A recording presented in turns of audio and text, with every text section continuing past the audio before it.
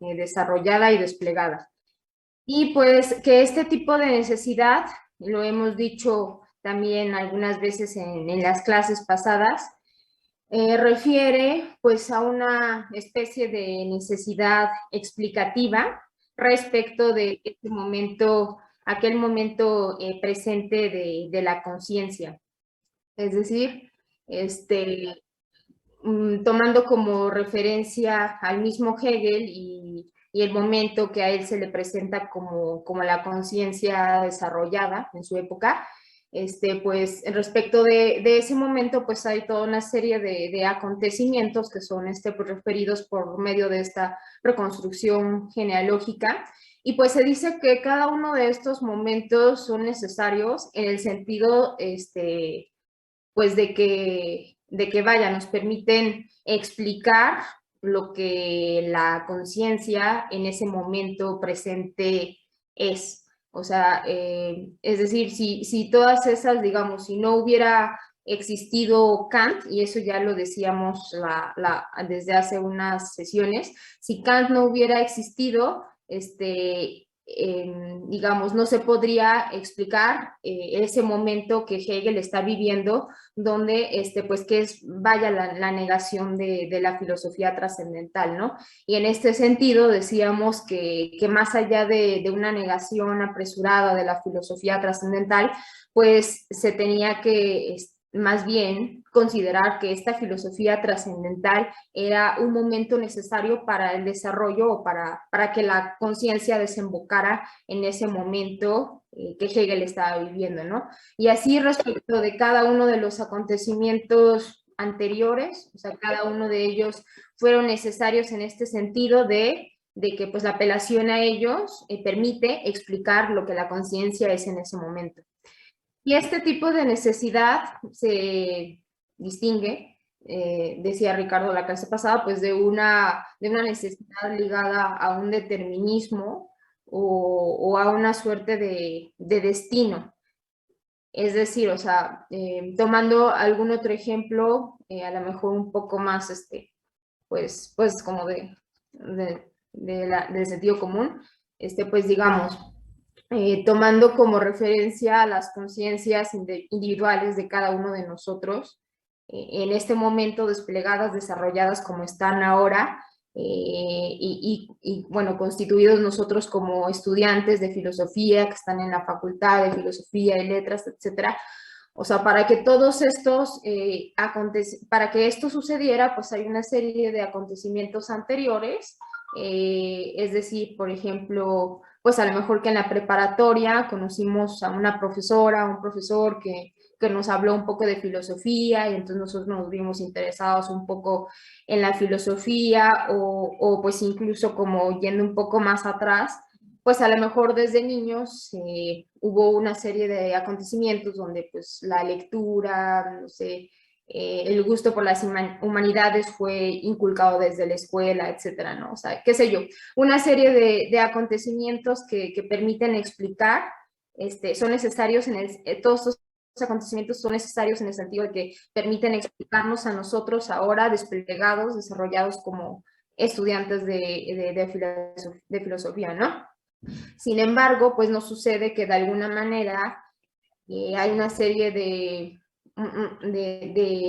pues de destino, es decir, o sea, que a lo mejor en ese momento cuando nosotros estábamos en la preparatoria, no era como que estuviéramos destinados pues a encontrarnos con ese profesor, con esa profesora, que hubiéramos leído ciertos textos y que nos hubiera llevado a este momento donde actualmente somos estudiantes de filosofía. O sea, no hay una suerte de determinación desde ese punto de vista, porque la conciencia en el momento en el que se encuentra, en ese momento, pues no sé, por ejemplo, en el momento de la preparatoria, no sabe ella misma para dónde va, no hay un fin determinado, y de esta manera, pues tenemos que separar nuestra lectura de Hegel de un determinismo, de una serie pues sí, ¿no? Una determinación, una suerte de destino, y pues esto es importante de señalar porque ya nos decía Ricardo la clase pasada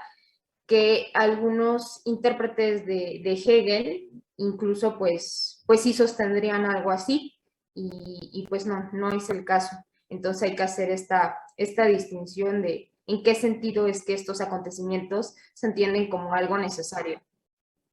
Y pues bueno, dejando de lado esta cuestión, posteriormente ya avanzábamos un poco más sobre el texto, en un momento en el que nos habíamos quedado del texto, y llegábamos a esta cuestión de la duda hegeliana, que de hecho la tenían que desarrollar para su segundo reporte de final.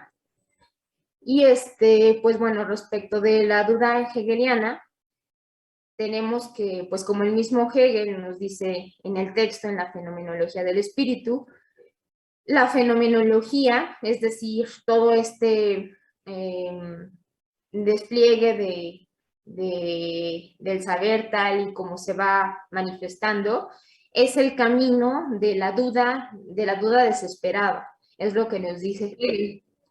Y pues también nos dice que debemos de entender la duda como la penetración consciente en la no verdad del saber que se manifiesta. De esa manera es como define Hegel la duda. Y pues ¿a qué se refiere? O sea, cuando Hegel, pues digamos, ya hemos dicho que pues bueno, la conciencia atraviesa diferentes momentos, se va desarrollando por diferentes momentos. Cada uno de estos momentos, por así decirlo, se van negando para dar paso hacia otros nuevos saberes. Y el ejemplo que nos ponía Ricardo la clase pasada, pues era esto de que, pues bueno, o sea, Platón hace una penetración consciente, es decir, un examen sobre la no verdad de su saber, tal y como a él se le manifiesta, y entonces incluso pues llega a dudar de eso mismo que a él se le había manifestado como verdadero, y afirma la no verdad de ese saber.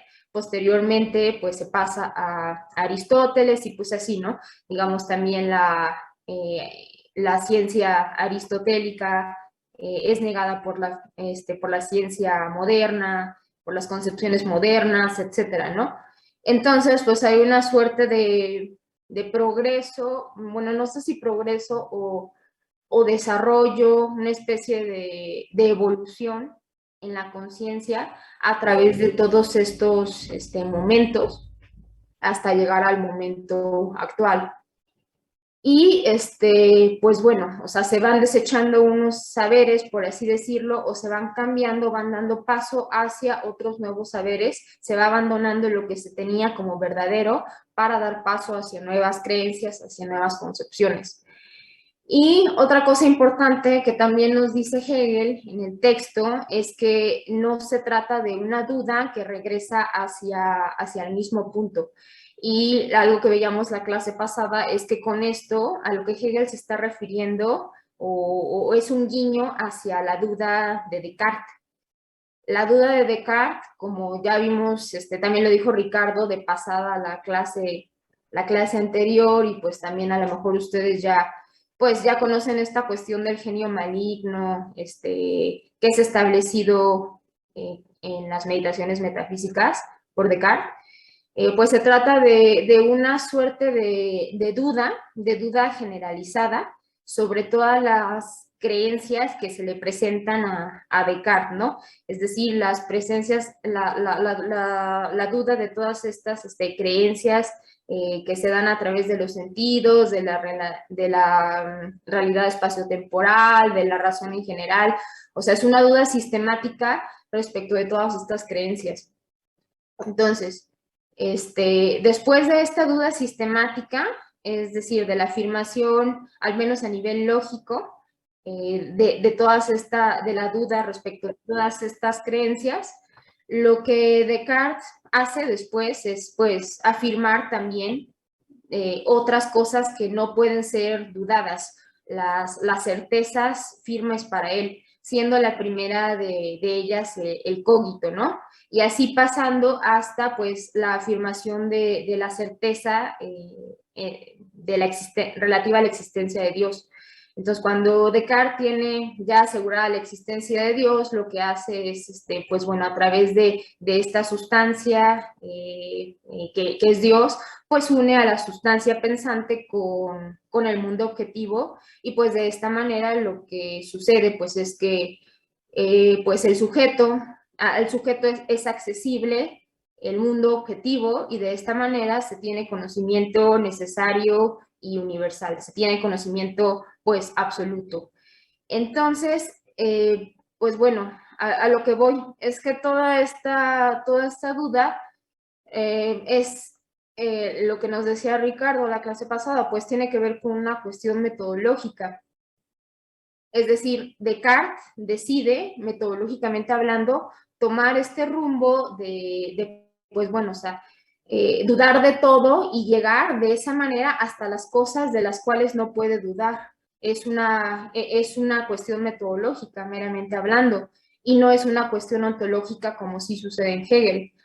O sea, Descartes parte de cierto conocimiento que él tiene, comienza a dudar de todo, da una vuelta sobre todo este conocimiento, establece su duda y llega, que Ricardo nos decía que él no estaba de acuerdo la clase pasada, pero bueno, o sea, Hegel lo que nos dice es que llega al mismo punto, llega a la afirmación de exactamente lo que ya tenía. Este conocimiento del cual dudó, es una vez más establecido como algo necesario y universal.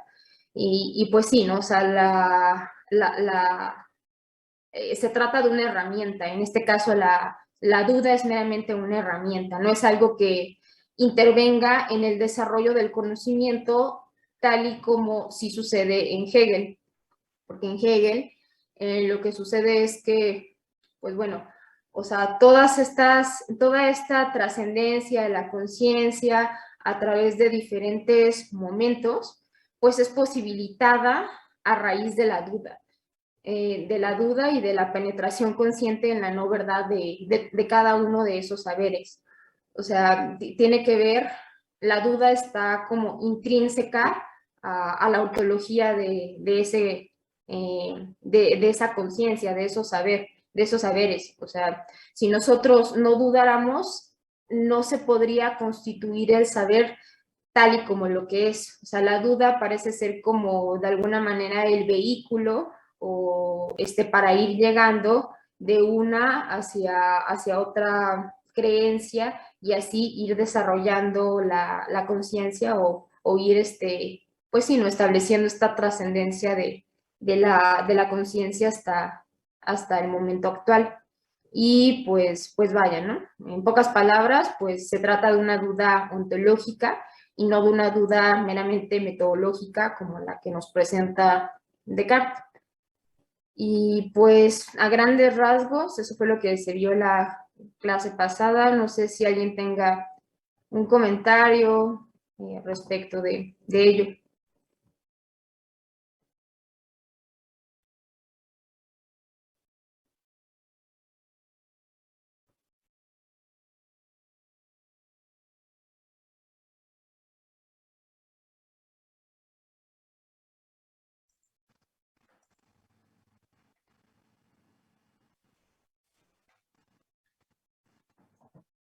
Hola, ¿qué tal? Buenas tardes. Hola, profesor. Buenas tardes. Buenas tardes. ¿Qué tal? ¿Todos bien? ¿Sí?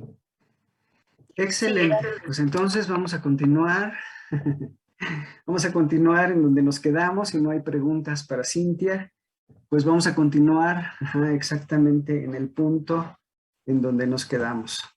¿Sale? Entonces vamos a compartir otra vez pantalla. Se extiende un poco los cuadritos de las camaritas y ya no veo. Como acaba de decirnos Cintia, en efecto, la duda metodológica, a diferencia de la duda ontológica hegeliana, tiene una diferencia, hay una diferencia fundamental. La duda cartesiana, la duda metodológica, incluso en Hume, que también plantea una duda, un escepticismo metodológico, una duda metodológica, tiene un propósito. La diferencia fundamental entre la duda hegeliana y la duda metodológica, la duda metódica cartesiana, es que hay un propósito, hay una finalidad de la duda. Por ejemplo, en el caso de Hume, para quienes nos acompañan de los semestres anteriores, la duda metodológica o el escepticismo metodológico en Hume, como vimos, consiste en el propósito de cuestionar un par de visiones del mundo, un par de visiones metafísico-teológicas en los racionalistas y en los empiristas, ¿no? Tanto en Descartes, en Spinoza, en Leibniz, como incluso en Locke, ¿no? Y ni se diga en Berkeley, ¿no? Entonces, el escepticismo o la duda tienen una orientación, tienen una finalidad, tienen un propósito, mientras que en Hegel la duda aparece de una forma, pues de una forma abrupta, por decirlo así, aparece de una forma insospechada, incluso cuando parece todo estar más seguro, cuando parece todo estar más feliz, la duda aparece y truena todo, ¿no?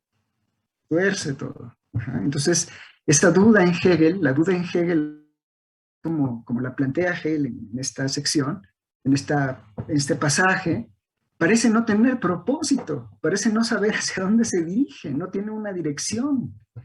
En Hume, la duda tiene una dirección, en Descartes ni se diga, lo acaba de decir Cintia hace un momento. Tiene una dirección precisa, esa dirección es la certeza. No voy a dejar de dudar hasta que encuentre algo de lo que ya no pueda dudar. Esa es la dirección, esa es la finalidad. Y si encuentro algo de lo que ya no pueda dudar, entonces habré encontrado un criterio para la verdad sobre el cual establecer toda la ciencia, ¿no? Sobre el cual establecer el fundamento de la ciencia, ¿sí? Con base en este criterio, con base en esta afirmación que ya no se puede dudar, puedo encontrar otras afirmaciones de las que ya no pueda dudar y sobre esa base seguir construyendo deductivamente el conocimiento. Entonces el asunto es muy fuerte, ¿no? Es una duda dirigida, siempre digo eso, es una duda con una finalidad. La duda en Hegel no. Cuando la conciencia duda, como dice Hegel aquí, ¿no? Como la conciencia se considera inmediatamente como el saber real, o sea, Platón se consideraba el saber real. Este camino tiene para ella un significado negativo. ¿Por qué? Pues porque pierde su verdad. Y lo que equivale para ella como la realización del concepto, es decir, que el concepto ya está realizado, ya está fijo, para ella equivale a la pérdida de sí misma, ¿sí? Se pierde la verdad, pero no solamente se pierde la verdad, se pierde la realidad, se pierde el mundo. Un mundo ha caído. ¿Sale? Entonces parece que no se ve hacia dónde, ¿no? No se ve para dónde, hacia dónde vamos. Entonces esa duda no tiene una dirección, no parece tener una dirección. Ahorita vamos a ver en una distinción que hace Hegel entre la duda consumada, el escepticismo consumado y el escepticismo proyectado, que sí se puede ver hacia dónde va, ¿no? Pero ese hacia dónde va solo se puede ver hasta el final del proceso, ¿no? Desde el final del proceso yo puedo ver cómo la conciencia va a ir dudando poco a poco, va a ir poniendo en duda su conocimiento y su mundo, ¿ah? Y va a pasar a la siguiente configuración. Entonces, no es una duda dirigida, al menos desde el punto de vista de la conciencia misma que está en el proceso. Ella misma no sabe hacia dónde va, pero, digamos, podríamos ver que se dirige hacia el presente. La negación de ciertas formas de ver el universo, de ver al hombre, de ver la naturaleza, van a conducir hasta el presente, ¿no? Pero incluso en el presente, no tienes idea hacia dónde se dirige el futuro, no tienes ni idea. No hay un determinismo, no lo hay. Hay apertura, hay posibilidad, hay constreñimientos, sí, hay condiciones físicas, materiales, culturales, pero son contingentes. son contingentes, no hay ninguna necesidad, ¿vale? Ninguna, ¿no? En este proceso, ¿no? Solo en la medida en que ya ha pasado, en que ya ha ocurrido la historia, ¿no? Podemos explicar, ¿no? Podemos dar cuenta de cómo esta configuración del presente se explica o se relaciona con la anterior de manera necesaria. Y esa necesidad Hegel la va a encontrar en la negación, ¿no? Se niega el momento anterior. Ok, voy a dar paso a las preguntas. Ajá, primero estaba Tomás, después Eduardo. Adelante, Tomás, por favor. Hola, profesor. Sí, era una pregunta que me surgió al final de la clase pasada, que usted me dijo Bueno, que la podía dar ahora. Bueno, al sí, principio claro. de la clase, sí. Y bueno, para no Sí, por irme entre supuesto. las ramas, la anoté y se la leo. Sí. Al final de la clase pasada hablaba sobre Kuhn y comentaba que se podía imaginar nuestro rostro de inconformidad cuando se hablaba de un conocimiento relativo, y ahí es una distinción importante, más no relativista. Es decir, que tenemos y hemos tenido una construcción teórica para explicarnos el mundo en momentos determinados. Uh-huh. Y por las clases que hemos tenido de Hegel, pareciese que él dice algo similar, que el espíritu se manifiesta en el presente, que lo que es, en términos epistémicos y ontológicos, es algo formado históricamente. Ahora bien, Así es. estoy totalmente de acuerdo con esto, pero aquí viene mi problema con Hegel y los científicos dogmáticos, que creen que sus modelos son objetivos y no construidos, etc. Bueno, Bueno. si, Sí. si reconocemos lo anterior, entonces, Ajá. ¿para qué meter ahí la palabra absoluto, la cual nos remite a algo Ok. intemporal? Ya me había Sí. explicado usted que en Hegel este absoluto era de cierta manera relativo, pero por más que quiera Así es. aceptarlo, en la tradición filosófica y científica estas dos palabras no se pueden llevar bien.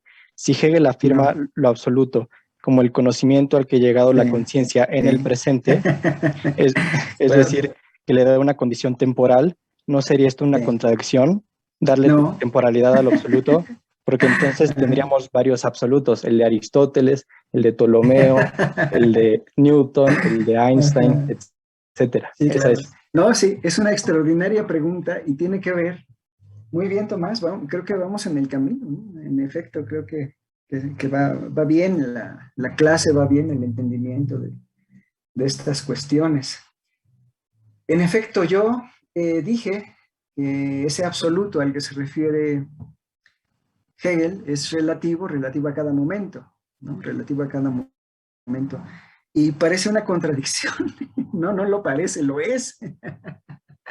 Una contradicción el absoluto relativo, ¿no? Como acabo de decir también un poco, ¿no? Hace un momento, que las condiciones son contingentes, pero también son necesarias, ¿no? Si se dan las condiciones y son, pues explican desde el punto de vista de la siguiente configuración lo que ocurrió con necesidad, pues son tanto contingentes como necesarias. Entonces, claro que hay contradicción, sí, por supuesto, pero, bueno, la explicación de por qué parece que que esto suena así como contradictorio. Bueno, la razón de esa contradicción y de esa aparente paradoja, o no sé incluso si llamarla aparente porque sí lo es la lógica dialéctica. Hegel no está pensando en una lógica como la de Kant, ¿no? En una lógica en donde los elementos, hay elementos fundamentales que explican los otros. Por ejemplo, simplemente, como mencioné un poco en esta clase y los semestres anteriores, el semestre anterior, la unidad es lógicamente anterior a la pluralidad. La unidad es fundamental para entender la variación. La unidad es fundamental para entender el cambio. ¿Sí? ¿Se acuerdan? ¿Algo así? ¿Se acuerdan? Más o menos, bueno, quienes no tengan claro a qué me estoy refiriendo, voy a decir lo siguiente. Para Kant, ¿ja? Un juicio como todo cambio implica algo que no cambia, todo cambio implica algo que no cambia, algo permanente, es un juicio pues, muy importante. No voy a decir ahora, es sintético a priori, pero simplemente es eso, ¿no? Es un juicio muy importante. El asunto es que la permanencia es lógicamente anterior al cambio. El cambio se explica, se entiende, puede percibirse, puede captarse, puede entenderse incluso sobre la base de lo permanente. La permanencia es fundamental para entender el cambio. ¿Sale? Ya sea externa o interna, ya sea algo fuera del objeto que está cambiando, el objeto mismo que está cambiando. Ajá. Si un hombre se levanta en la mañana siendo un hombre y se acuesta siendo un halcón, ¿ah? Diríamos, pues parece algo completamente diferente de la mañana y al final del día. Pero ese sujeto que se levantó implica una unidad. Es decir, para poder decirlo, que hubo un cambio en ese sujeto que se levantó en la mañana siendo un hombre y se acostó siendo un halcón, para poder decir eso, la unidad es fundamental. Entonces, esa lógica en Kant es una lógica que privilegia elementos que son necesarios para entender otra cosa posterior, como por ejemplo el cambio, la variación, la contingencia. La necesidad es necesaria para entender la contingencia, la unidad es necesaria para entender el cambio, la unidad es necesaria para entender la variación. ¿Sale? Entonces la unidad es fundamental. En Hegel, la lógica cambia. La unidad y el cambio o la variación son codependientes. Uno depende del otro y este depende del anterior. No hay una anterioridad lógica fundamental, sino que el uno y el otro son mutuamente dependientes. La unidad, por ejemplo, en términos de Kant, y la variación son codependientes. El uno se explica por el otro, el uno depende del otro, tanto como este depende de aquel. Y la relación misma es dialéctica. La relación misma es dialéctica. Entonces se entiende 1, 2 y 3. Es decir, uno de los elementos, el otro que es la negación de este, y la relación misma como codependiente. 3. Ese tercer elemento es la relación misma. ¿Vale? Entonces, claro que hay contradicción. Claro que hay paradoja, claro que hay algo extraño ahí, ¿no? Por supuesto, es un absoluto relativo. Es decir, es un momento en el que la conciencia asume que su conocimiento es real, es verdadero, es el mundo mismo. Y sin embargo, algo le muestra, algo ocurre en el transcurso de esta historia que hace que el mundo cambie, que la verdad cambie. ¿Sale? Entonces es absoluto, pero relativo. Sí, parece una contradicción, estoy completamente de acuerdo contigo, Tomás.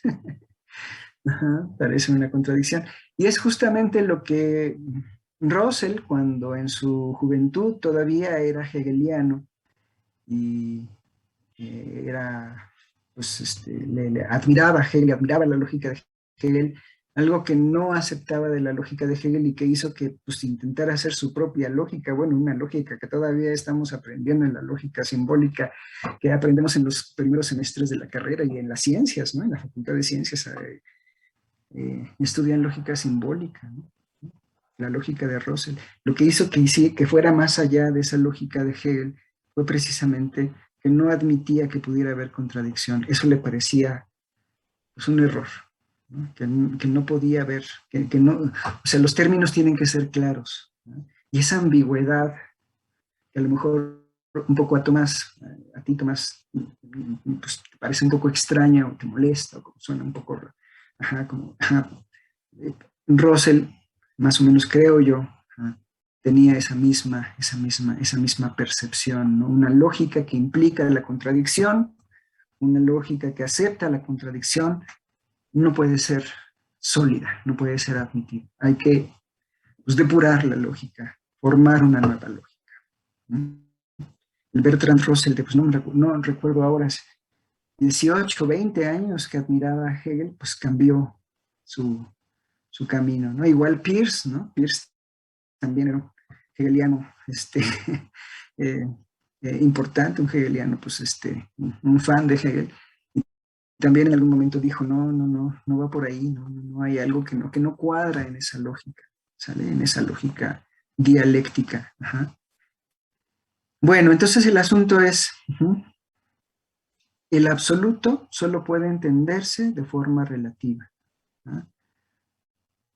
Y la relatividad, al mismo tiempo, depende del absoluto, ¿no? Es decir, tanto uno como el otro son términos codependientes, correlativos, y la relación misma entre absoluto y relativo es una relación dialéctica. El uno es por el otro y el uno se entiende con base en el otro. No puede haber una, ¿cómo les diré? No puede haber una preeminencia de uno respecto del otro. ¿Sale? ¿Es un relativismo? Yo diría no. Es una relatividad del conocimiento. Tan es así, por desgracia, para quienes somos hegelianos, quienes en algún momento fuimos hegelianos, que el universo como lo vemos ahora, ¿no? Para nosotros, pues es lo que es. O sea, lo que sabemos sobre la materia oscura, lo que sabemos sobre la energía oscura, que es la energía que mantiene a las galaxias separándose cada vez a mayor velocidad. La pregunta es, ¿por qué demonios las galaxias se separan cada vez más rápido si en realidad, como dice la teoría del Big Bang, hubiera sido producida por una gran explosión, en algún momento tendría que desacelerarse, ¿no? Pues el asunto es que observacionalmente las galaxias se siguen separando y cada vez a una velocidad mayor. Es la famosa hipótesis Hubble-Lemaitre, ¿no? Que plantea que las galaxias se están separando cada vez a mayor velocidad. Y la explicación de eso, pues es la energía oscura, una energía que mantiene las galaxias, toda la materia separándose rápidamente, cada vez más rápido, a diferencia de cómo ocurre en una explosión, pues a simple vista, una explosión terrestre, ¿no? En algún momento se va desacelerando. Pues eso no ha ocurrido aún, ¿no? Y la pregunta es, bueno, pues, ¿por qué no?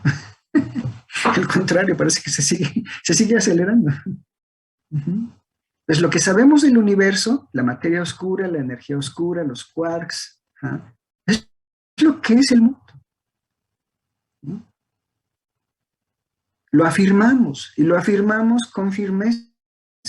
Bueno, no, ¿a mí qué? O sea, pues los científicos, la ciencia, ¿no? Ganan premios Nobel, difunden sus resultados en las principales revistas científicas, ¿no? Dan conferencias, nos llenan pues, de emoción sus investigaciones, nos cuentan sus experimentos. Esto debió haber pasado, no pasó, y parece que ahí operó la energía oscura y no la materia oscura como estábamos esperando, ¿no? El experimento de Zenón, ¿no? Y dices, wow, qué maravilla, ¿no? Pues ahí parece que está hablando el universo mismo, parece que está hablando la materia oscura misma, o la energía oscura más bien.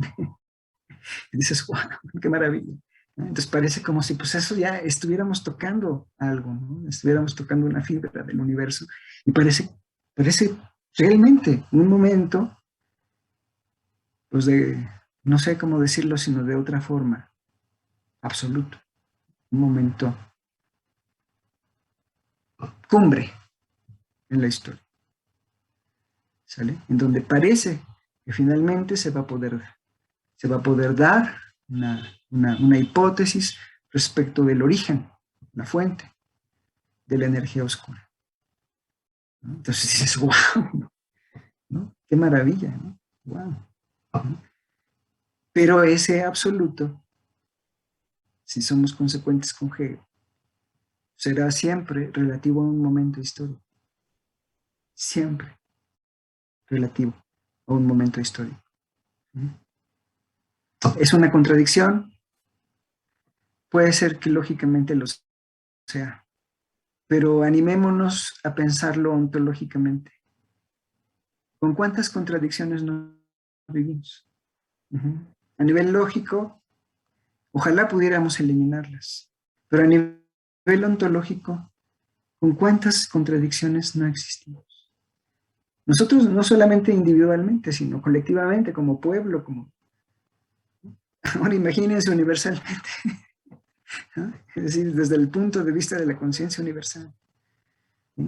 ¿Okay? La contradicción no es el enemigo a vencer, el escepticismo no es el enemigo a vencer, al contrario, ¿no?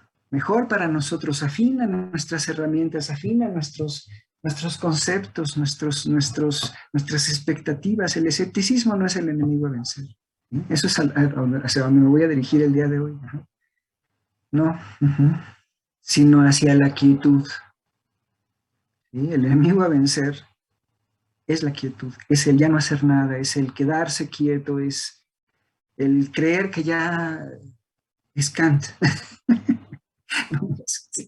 Quedarse quieto, es creer que ya se ha llegado a ese absoluto no relativo, a un absoluto no contradictorio, a un absoluto a priori trascendental. ¿Sigue siendo Kant el enemigo a vencer? Sí, yo creo que sí. Eduardo. Hola.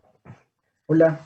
Bueno, pues ahorita estaba escuchando esto de la contradicción y pues mientras no lleguemos a este punto de explosión lógica, ¿no? Todo está bien, ¿no? Puede salir todo de control, ¿no? Tenía una pregunta aparte en cuanto al error de Hegel. Este error que no tiene este propósito, que se te presenta abruptamente, ¿sí?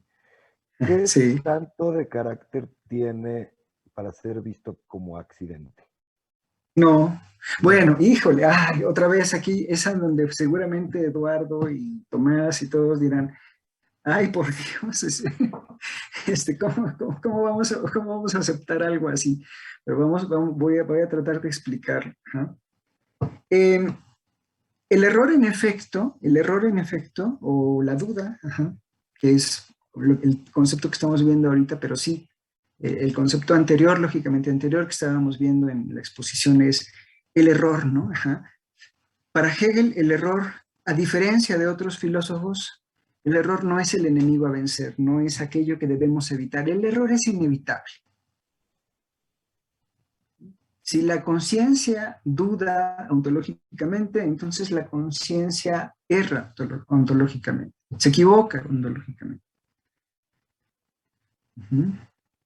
Entonces parece, son dos momentos, siempre hay que distinguirlos, parece que la conciencia, cuando se da cuenta de que ha errado, cuando se da cuenta de la no verdad de su saber, cuando ha penetrado en la no verdad de su saber, parece para la conciencia, esa conciencia inmediata, como vamos a ver enseguida, que ese error viene de afuera. Que ese error viene de afuera, en efecto, que algo la ha hecho equivocarse, ¿no? Y entonces ella dice, ay, ¿sí? Yo me equivoqué, pero pues no, yo no tuve la culpa, ¿no? Bueno, la penetración consciente en la no verdad del saber que se manifiesta, para el cual lo más real de todo es simplemente el concepto no realizado, como dice Hegel, implica en algún momento, vamos a verlo un poco más adelante, implica en algún momento darse cuenta en la conciencia de que la duda no viene de afuera, de que el error no viene de afuera y no fue accidental, así fue como ella lo interpretó primero. No, la duda y el error vienen de ella misma. ¿Sí? Es decir, por eso es que es una penetración consciente en la no verdad. Es decir, es la propia conciencia la que debe darse cuenta, ¿no?, de que no solamente afirmaba algo que no es verdadero, sino que además ella misma pues propició las condiciones que permitieron esa no verdad. Entonces no se equivocó por algo externo, no se equivocó por algo accidental, no, se equivocó por algo que ella misma había puesto en el camino, pues. A ver, vamos a pensar un poco en lo que estoy diciendo. A ver, espérenme, déjenme abrirle la puerta al perro porque está rascando y quiere entrar al cuarto. Esperen.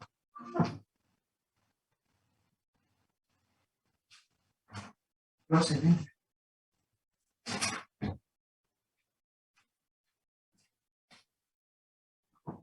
Ya, perdón, es que si no lo dejo entrar, va a seguir rascando, no me deja pensar. Vamos a pensar en lo que sigue, vamos a pensar en lo siguiente.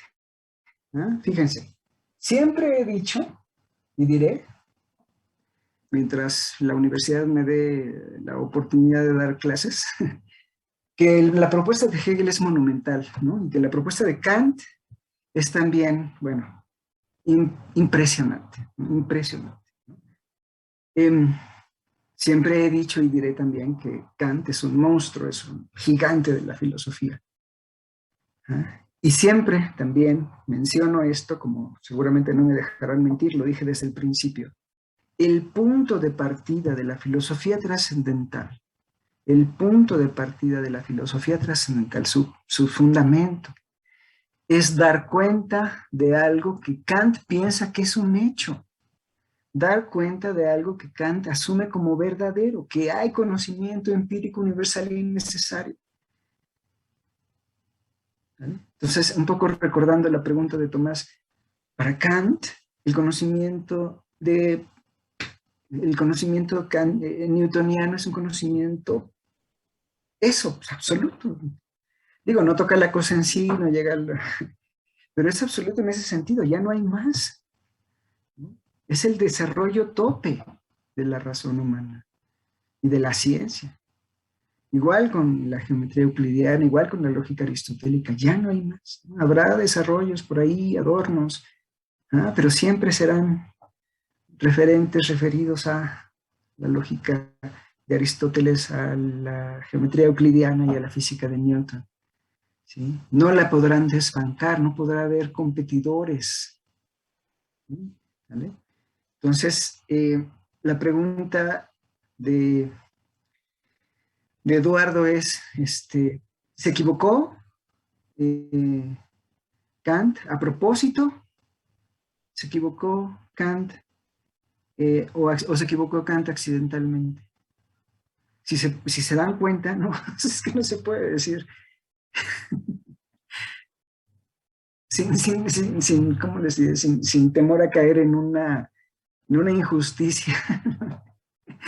Decir, pues se equivocó a propósito, ¿no? O no había condiciones para darse cuenta en él, o que él tuviera condiciones para poder darse cuenta de que esa visión del mundo iba a ser en unos años, ¿no? Puesta en cuestión y posteriormente, si no reemplazada, sí, pues acompañada por otra visión del universo. Entonces, pues simplemente es que no hay condiciones para la conciencia para ver lo que viene. ¿Vale? Entonces, desde el punto de vista del presente, abandonar esas configuraciones fue necesario para explicar el presente. ¿Sí? Y explicarlas como haber estado en el error, pues también es necesario desde el presente. Podemos decir ahora, pues Kant estaba en un error al pensar que ese conocimiento era universal y necesario y no iba a haber ni otra geometría, ni otra física, ni otra lógica. Porque a principios del siglo XX se desarrollaron otras geometrías, otras lógicas y otra física. Entonces, dices, pues, él no tenía manera de poder ver eso. ¿Sí? Aunque se avisorara en su época, no tenía manera de poder decir, ay, eso va a pasar, ¿no? Entonces, ¿eso es equivocado? Pues sí, en algún sentido se equivocó, en algún sentido, pero en algún sentido no. Él es un hombre de su época, ¿no? Él es un hombre de su tiempo. ¿Sí? Y Hegel lo ve y lo verá siempre como un momento del espíritu humano. Un momento que representa algo en la forma de hacer filosofía y ciencia, ¿no? Un formalismo importante, nutritivo, ¿no? Poderoso, ¿no? Pero no absoluto en un sentido no relativo. No absoluto en el sentido, pues, ese, ¿no? Absoluto, metafísico, no relativo. ¿Sale? Entonces, esa es mi respuesta, Eduardo. El juicio acerca del error va a depender siempre de dónde te pongas. Si en los zapatos de la conciencia que está afirmando eso que afirma, o en el presente.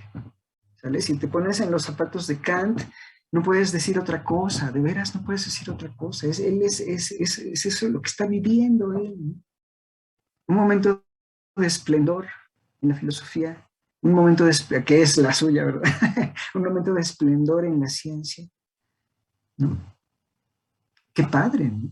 Mientras que el momento que vive Hegel es un momento de crisis, en todos los sentidos, de veras, en todos los sentidos. No voy a entrar en eso ahora, pero en todos los sentidos Hegel vive un momento de crisis. Un momento de crisis personal, individual. Hegel no tiene dinero.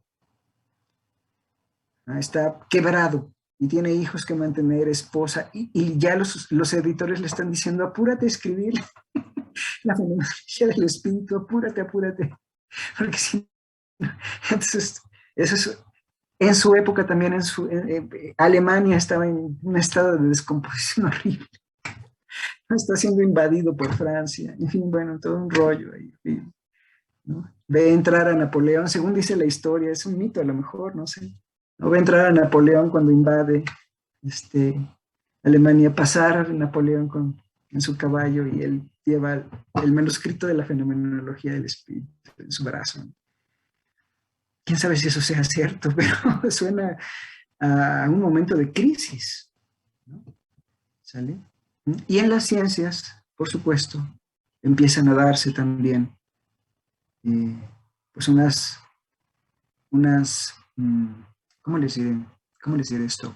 Una serie de observaciones que ya dejan de ser anomalías y parecen empezar a ser o a tener que considerarse como instancias refutadoras. De modo que hacia mediados del siglo XIX, 1850, estamos hablando de 1807, a mediados del siglo XIX, 1850 en adelante, ya la física newtoniana parece necesitar o bien un refuerzo o bien una sustitución para mediados del siglo XIX. Igual en el caso de la geometría, ¿no? Entonces, el momento que vive no Hegel, sino Popper, ya es el momento otra vez de ese cambio, de ese cambio de estado. Estas geometrías que se desarrollaron a finales del siglo XIX ya están empezando a dar frutos. La física de Einstein, bueno, pues es la nueva promesa, ¿no? Y la nueva lógica, bueno, ni se diga, ¿no? La nueva lógica, la lógica de Russell y Whitehead, o sea, sí se ve eso. Entonces el momento que está viviendo Hegel aquí es justamente el momento de la duda y la desesperación, ¿no? Esa penetración consciente en la no verdad del saber que se manifiesta, para el cual lo más real de todo es precisamente el concepto no realizado, ¿no? Es esa sospecha, ¿no? Es esa, ay caray, algo anda mal, ¿no? Algo no anda bien. ¿Sale, Eduardo? Ajá. Entonces, esa es la respuesta. O bien te colocas en la posición de la conciencia que afirma erróneamente, o bien te colocas en la posición de la conciencia presente y dices, pues, se equivocó, ¿no? No pudo ver, no tiene condiciones, ¿no? Si eso fue necesario o contingente, híjole, yo diría, Eduardo, pues depende de dónde te pongas, depende de la posición que asumas, ¿no? Hegel nos invita a pensar en las dos posiciones, siempre en las dos posiciones. Para poder entender el fenómeno, históricamente hay que entenderlo desde las dos. Pensarlo desde el momento mismo y en el presente. Okay. Eduardo, dime. Sí, o sea, y concluyendo, o sea, de que va a haber error, ¿no? Ah, no, por supuesto, y no va a dejar de haberlo. Okay. Y qué bueno. Sí. Al contrario, o sea, es lo que va a abracemos el error, abracemos la duda. O sea, ¿por qué tratar de evitarla, ¿no? ¿Por qué tratar de hacer un discurso del método, ¿no? Como Descartes, ¿no? O unas meditaciones metafísicas, ¿no? Para encontrar la certeza y construir la ciencia desde la base, sin ninguna falibilidad, sin ninguna posibilidad de error. Eso es artificial, ¿no? Eso es una crítica que después compañeros van a ver pues en el siglo XX, ¿no? O sea, de la mano de Goodman, de la mano de Quine, ¿no? O sea, el error es inevitable, ¿no? Y toda construcción de la ciencia, toda construcción del procedimiento científico, que sea a priori, que sea así como formal, ¿no? La manera de Kant o la manera de los positivistas lógicos, es y será artificial.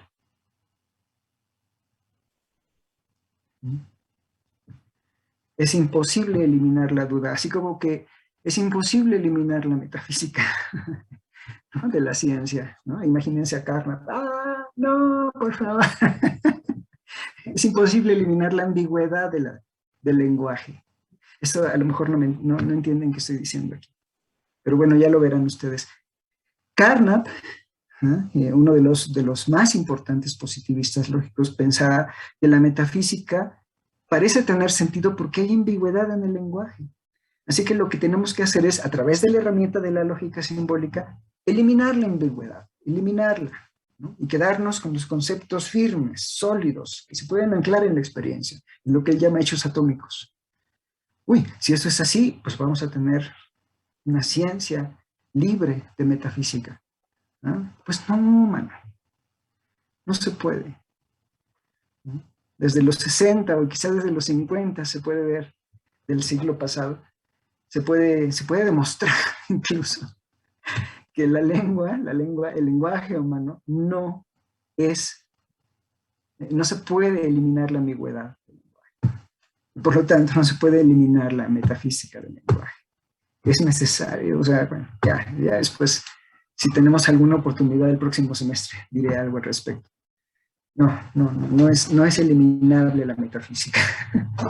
Ajá, ¿sale? Bueno, en este caso, en el caso de Hegel, no es eliminable el error, no es eliminable la duda.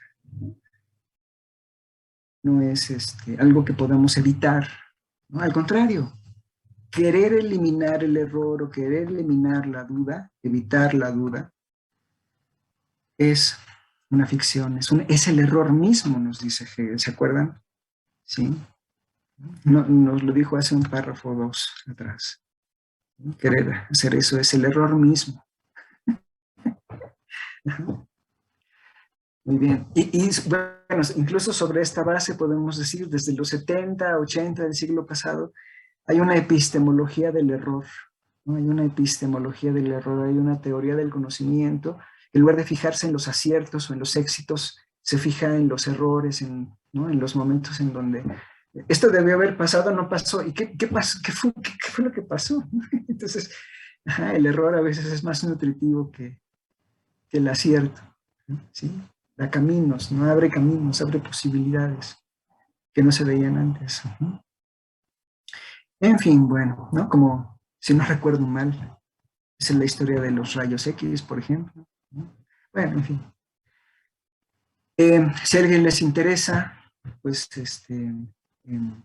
hay autores que van en esa dirección de la epistemología del error. Anna Stanley, por ejemplo, ha trabajado algo así, ¿no? Después les pasamos alguna bibliografía. A ver, ¿quién más? Ya me perdí. Ni siquiera he empezado a leer, por Dios. Díganme, por favor, ¿quién sigue? Tomás, Eduardo. ¿Quién sigue? Había levantado la mano. ¿No? Profesor, bueno, Sí. yo tenía duda, creo que sale un poco de tema con lo que decía en la contradicción de absoluto relativo y que Sí. creo que Russell mencionó que Sí. pues, no quería admitir esa contradicción. Entonces, el origen del problema no sería quizás más del lenguaje que lógico. Hegel no está pensando en el lenguaje, creo yo. Cuando digo que es una lógica dialéctica, no me refiero a una lógica de formas o de reglas propiamente, sino, ¿cómo les diré? Como al mecanismo o a los mecanismos que explican el desarrollo de la realidad. La lógica dialéctica no es solamente forma. Por eso Hegel es quien es, ¿verdad? No puedo decir gigante, porque ya esa palabra la utilicé con Kant, pero bueno, no sé ni qué palabra utilizar para él. La lógica no es solamente forma, pues. La lógica no solamente es reglas, es una descripción del desarrollo, del transcurso, de lo que él llama el concepto hacia la idea, ¿no? De la idea, pues es el concepto desarrollado y desplegado. Pero un poco creo, en relación a tu pregunta, no es solamente una cuestión del lenguaje. No es solamente una cuestión del lenguaje, es una cuestión, diría Hegel, pues de la realidad misma. La contradicción está en la realidad. Y a veces el lenguaje a lo mejor hasta incluso se queda corto para poder explicar esa contradicción. Sí, un poco Wittgenstein decía algo así también, a lo mejor nunca fue hegeliano, nunca leyó a Hegel, pero Wittgenstein decía algo así, ¿no? ¿Sí? El lenguaje a veces puede ser limitado para poder expresar, ¿no?, el mecanismo o los elementos que articulan la realidad, ¿no? Sí, es limitado. Entonces no es solamente, al menos no es solamente una cuestión de lenguaje, ¿no? Se manifiesta en el lenguaje porque es una cuestión de la realidad misma. La realidad misma es contradictoria. Híjole, qué feo suena. Pero sí, la realidad misma se expresa como contradicción. Y ahí donde, pues así lo voy a tratar de hacer ver en estas clases que siguen, ¿no? Porque ya apareció el tema. Ahí donde parece haber afirmación, estabilidad, firmeza, es justo el momento en donde está la pérdida, es justo el momento en donde están las condiciones para perder la verdad, es justo el momento en donde están justo las condiciones para perder la estabilidad. Híjole. Entonces, no es solo una cuestión del lenguaje. Ojalá fuera solo una cuestión del lenguaje, una cuestión lógica abstracta. No, es una cuestión de la realidad misma. En fin, bueno. ¿Quedó claro? Más o menos, si no queda claro, por favor déjenme avanzar para que se pueda ver. Sí. ¿Sí? ¿Ya nadie más tiene preguntas? A ver, déjenme abrir aquí los cuadritos para ver si hay alguien con manita levantada. No, creo que no. Ok, perfecto. Profesor, bueno. Buenas tardes, perdón. Ok, hola, ¿qué tal? Buenas tardes. Ya quiero Sí, continuar por también, supuesto. pero Sí. es que hay una... Bueno, la pregunta es, ¿a qué se refiere Hegel con concepto? Es que ya viene, bueno, ya salió como varias veces como realización de concepto, como lo que mencionaba ahorita del concepto a la idea. Ok, muy bien. Ok, muy bien. Muy bien. Vamos a entender, por lo menos para efectos de la clase, cuando ustedes lleguen al curso de Historia de la Filosofía 7, me parece que 7, donde van a ver Historia de la Filosofía que corresponde al idealismo alemán.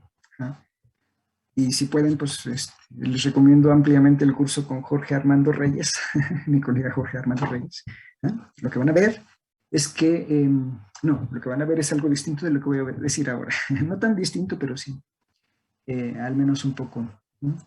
Miren, para efectos del curso, de este curso, concepto lo vamos a entender como conocimiento, como conocimiento desarrollado y desplegado, ¿ok? Concepto.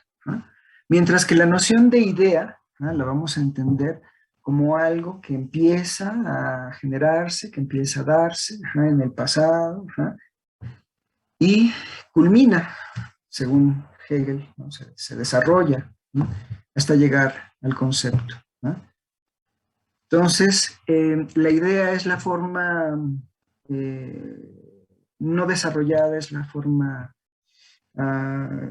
anterior, ¿no? Es la forma, pues sí, que no ha tenido todavía este desarrollo en la historia, y el concepto es la forma desplegada.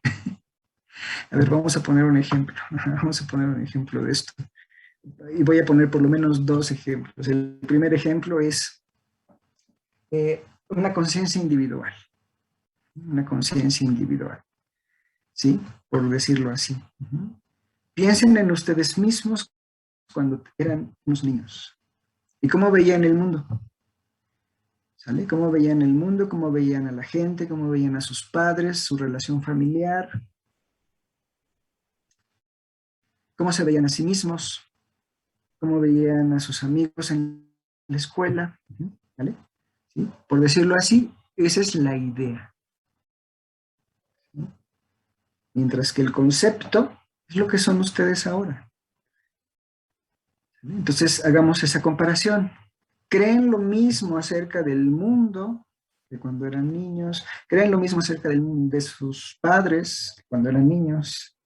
Sobre su relación familiar, sobre sí mismos, ¿no? Sobre sus amigos, sobre la escuela, en fin, ¿no?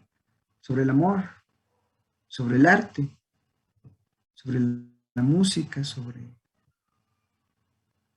la política, ¿sale? ¿No? Sobre Dios. ¿Creen lo mismo? No. Entonces, la noción de concepto implica algo diferente de idea. ¿Sí? La idea es el inicio, es el arranque, se va desarrollando, se va desplegando y va a llegar a ser concepto. Es decir, la realización del concepto equivale a la pérdida de la idea. No estoy hablando de cuestiones mentales, o sea, no es idea en el sentido humeano, ¿no?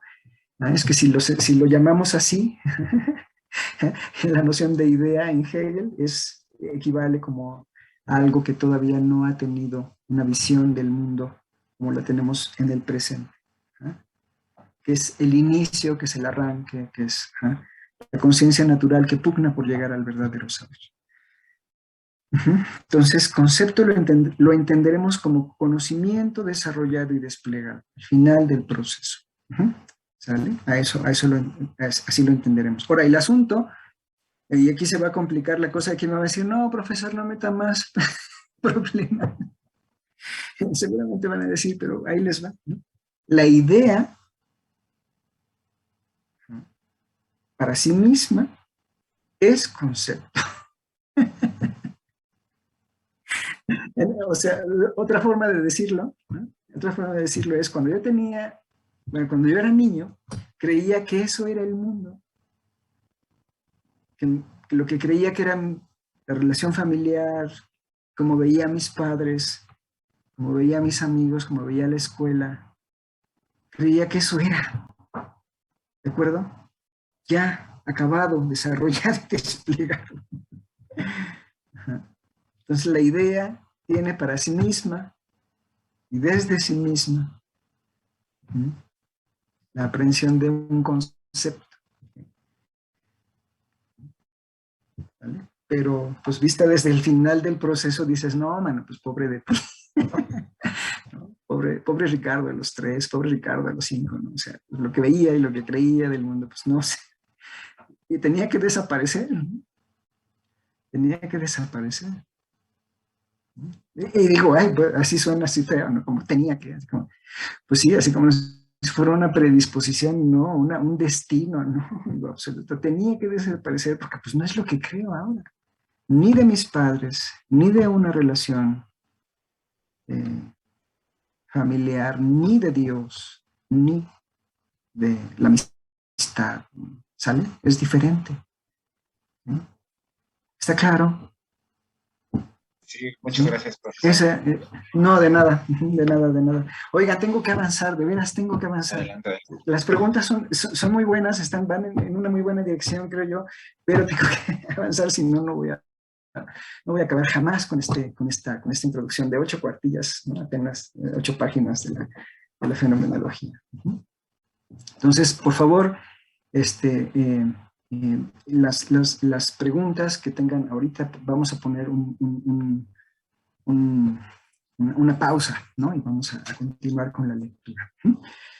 Bien, bueno, entonces hemos definido qué es la duda hegeliana, ya he dado ejemplos, ¿no? A propósito de sus preguntas, Ajá, y dice Hegel, pues podemos ver en este camino, el camino del desarrollo de la idea, el concepto de la conciencia natural, de la conciencia niña, ingenua, a la conciencia madura, desarrollada y desplegada, robusta, de la humanidad, o en el caso personal o individual, que no le gustaría a Hegel pensarlo así, pero sí, podríamos utilizar ese ejemplo, de una persona ya en el presente, ¿no? Por ejemplo, Ricardo en sus 40 y pocos, ¿ja? Desarrollado y desplegado. ¿No? En ese momento, podemos decir que ese camino es una duda de pérdida, ¿no? Es un camino de pérdida, un camino de duda, o más propiamente el camino de la desesperación. ¿Por qué de desesperación? Pues porque, como acabo de decir al principio de la clase, la duda no tiene dirección. No se ve hacia dónde va. Ojalá pudiéramos saber hacia dónde va la negación, ojalá pudiéramos saber hacia dónde va el escepticismo, pero no tenemos ni la más mínima idea, ¿no? Parece una negación ciega, y lo peor, parece una negación absoluta, una negación total. ¿Sí? Entonces, darnos cuenta de que lo que creíamos de nuestros padres no era lo que realmente son, darnos cuenta de que la amistad no es realmente lo que creíamos que es, darnos cuenta de que el amor no es realmente lo que creía, darnos cuenta de que Dios no parece ser realmente lo que creíamos que era, entonces parece un camino de pérdida y de desesperación. Continúo. En él no nos encontramos ciertamente con lo que se suele entender con duda, así eso ya lo dijo Cintia, no es la duda cartesiana, la duda es aquí más bien la penetración consciente en la no verdad del saber que se manifiesta, para el cual lo más real es, de todo es exactamente solamente es en verdad el concepto no realizado, o idea. Bueno, a partir de aquí continúo. Ahí fue donde nos quedamos, de eso se trató el reporte de lectura, ¿no? Pues simplemente referir, explicar lo que habíamos dicho aquí. Bien, este escepticismo consumado, ¿no? Dice Hegel, este escepticismo consumado, ¿por qué es consumado? Bueno, porque una vez que se ha hecho la penetración consciente en la no verdad del saber que se manifiesta, no hay vuelta atrás, mano. De veras. No hay vuelta atrás. Tú quisieras volver a recomponer otra vez el mundo platónico, Platón. Tú quisieras volver a componer otra vez el mundo cartesiano, Descartes, ¿no? Una vez que se han generado las dudas respecto de tu sistema, ¿no? Una vez que se han mostrado que tus leyes no explican ciertos fenómenos. Quisieras dar el paso anterior y reconstruir todo, pero ese escepticismo consumado es consumado. O sea, ya no puedes hacer como si, ¿no? Tener la ficción de que el mundo sigue siendo el mismo. No. ¿No? Igual a nivel individual, en el nivel personal, ¿no? Cuando empezaron a ver cómo era la relación con sus padres, la relación entre ellos incluso. No digo que todos tengan que ser malos, pero a lo mejor lo que pensamos que era no era exactamente como realmente es, ¿no? Para bien o para mal. Entonces es un escepticismo consumado porque aunque tú quieras volver a verlo de la forma anterior, de la forma ingenua, bonita, ya no se puede. Y es una ficción. Y todavía lo que es peor, tú sabes que lo es. Es una ficción. No es una cuestión como de, sí, estoy convencido de no. No se puede. Entonces es un escepticismo consumado en ese sentido. ¿Por qué? Porque es consumado en el sentido de la verdad, de la no verdad y de la no realidad. Entonces no puede haber ficción que valga. Y justamente para Freud el principio de la enfermedad está justamente en eso, en mantener o plantear ficciones que en el fondo sabes que no hay, que intentas sostener de forma, digamos, filosóficamente dogmática, pero terapéuticamente pues, enferma.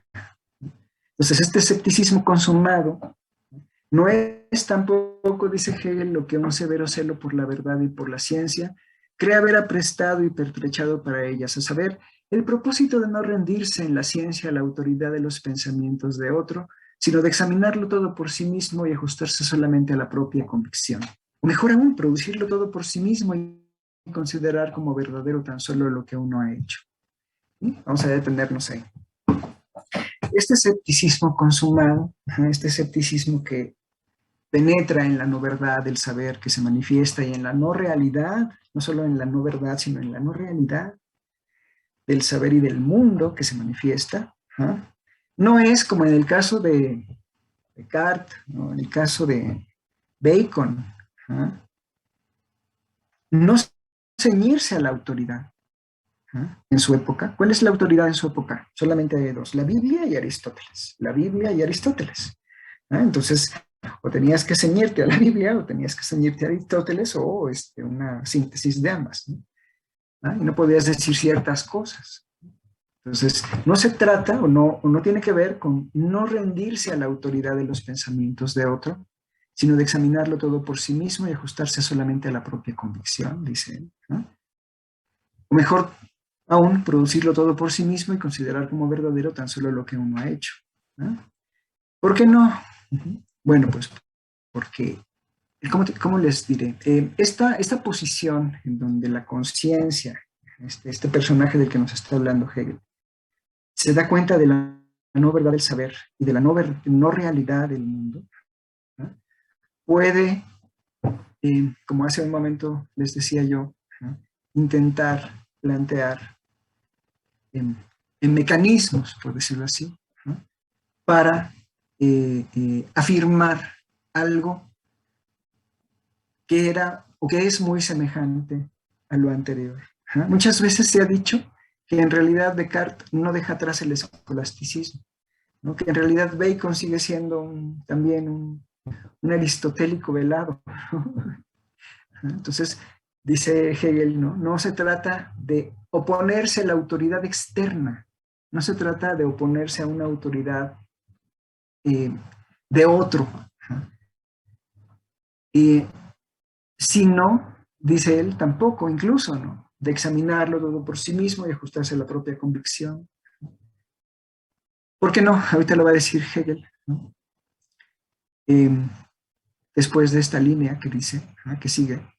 La serie de las configuraciones que la conciencia va recorriendo por este camino constituye más bien la historia desarrollada de la formación de la conciencia hacia la ciencia, de la conciencia misma hacia la ciencia, ¿no? Es decir, estamos al final del proceso. Estamos al final del proceso. No importa desde el final del proceso si Descartes se oponía a Aristóteles o Descartes se oponía a la Biblia o Bacon también, o si Bacon se oponía incluso a Descartes. Son momentos de un desarrollo, momentos de un desarrollo. La serie de las configuraciones que la conciencia va recorriendo por este camino constituye más bien la historia desarrollada de la formación de la conciencia misma hacia la ciencia. Y explica Hegel, ¿qué propósito? ¿Cuál propósito? El propósito de no rendirse a la autoridad, sino de examinarlo todo por sí mismo y ajustarse solamente a la propia convicción, dice Hegel. Aquel propósito representa dicha formación bajo el modo simple del propósito, como inmediatamente formado y realizado. Pero este camino es, frente a la no verdad, el desarrollo real. Ajustarse a la propia convicción es, ciertamente, más que rendirse a la autoridad, pero el cambiar una opinión basada en la autoridad en una opinión basada en el propio convencimiento, no quiere decir necesariamente que cambie su contenido y que el error deje el puesto a la verdad. Wow, bueno, lo que dice ahí Hegel es tremendo. Fíjense bien, ¿por qué se suele decir de Descartes que en realidad, si bien es el filósofo de la modernidad, el padre de la modernidad, el filósofo racionalista por excelencia, por qué se dice que en el fondo pues sigue manteniéndose en algún sentido dentro de los márgenes del escolasticismo? Bueno, pues porque a pesar de ser, en efecto, un filósofo muy importante para la metodología filosófica en la modernidad y del racionalismo, sigue manteniendo, sigue sosteniendo, recuperando elementos del escolasticismo, o de lo escolásticos, pero bajo un nuevo enfoque. ¿A qué me refiero? A Dios, por ejemplo.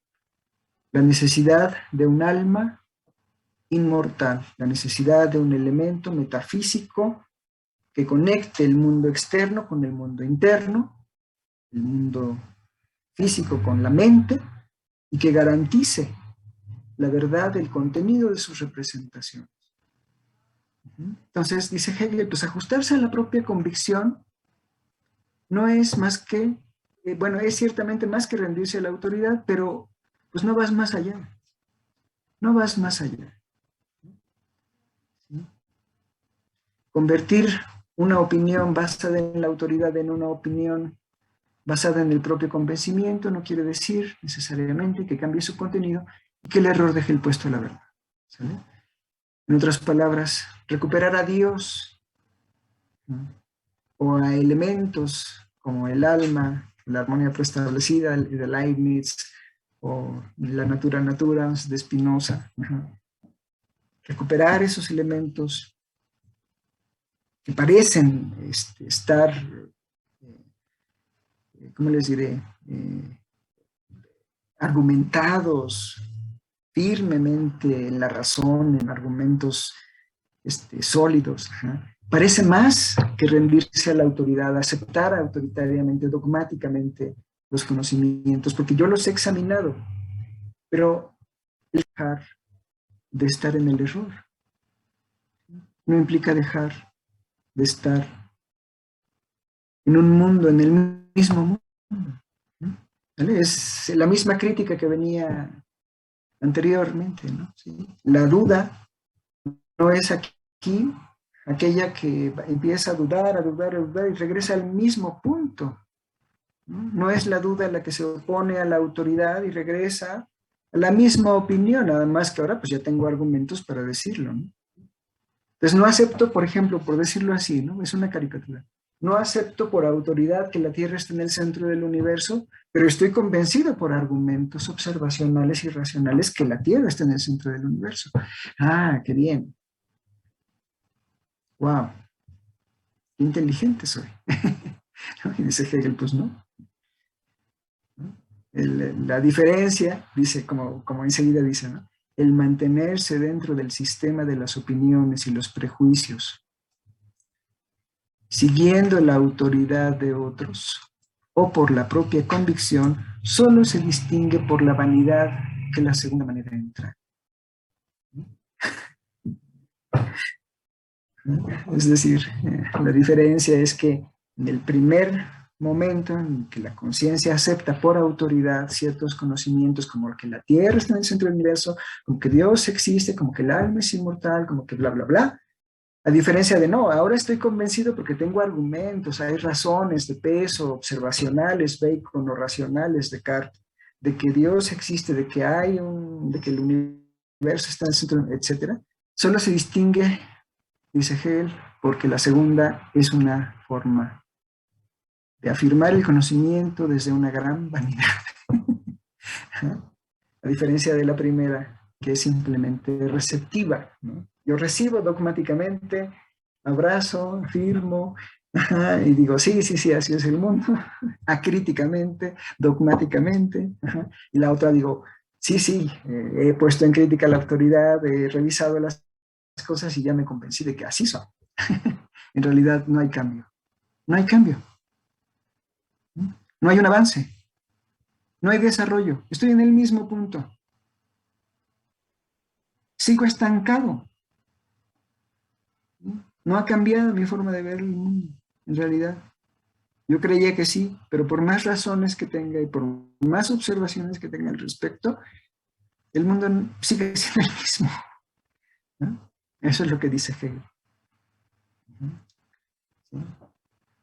Yo aquí, bueno, como ya he señalado anteriormente, creo que estos filósofos, tanto Bacon como Descartes, al someter a duda, al someter a examen estas estos conocimientos y afirmarlos desde la razón o desde la observación, desde el empirismo, pues están en otro mundo. Quiero creerlo, ¿no? Pero Hegel es contundente, es lapidario, y dice, en realidad no hay avance.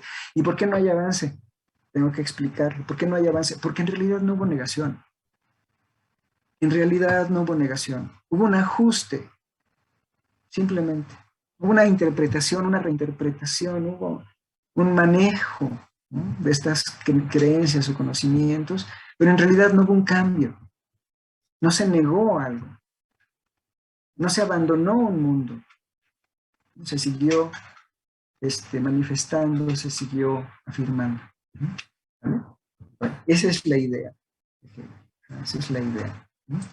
El escepticismo consumado, como dice Hegel, no debe dar pie a la afirmación del mismo mundo que habíamos simplemente heredado por autoridad, ¿no?, pero desde el punto de vista de que ahora yo ya estoy convencido por razón o por observaciones. No, el escepticismo consumado es aquí más bien el cambio, ¿no? El escepticismo consumado es aquí más bien la ruptura, la revolución, ¿no?, la crisis, el abandono de ese mundo anterior que parecía muy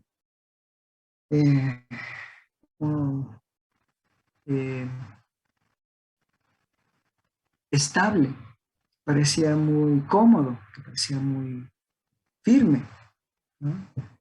Y eso es justo lo que no queremos abandonar, ¿no?, lo que nos negamos a abandonar, ¿no? Y lo decoramos con razones, lo decoramos con observaciones, ¿no?, lo apoyamos, lo verificamos, como dice Popper, ¿no?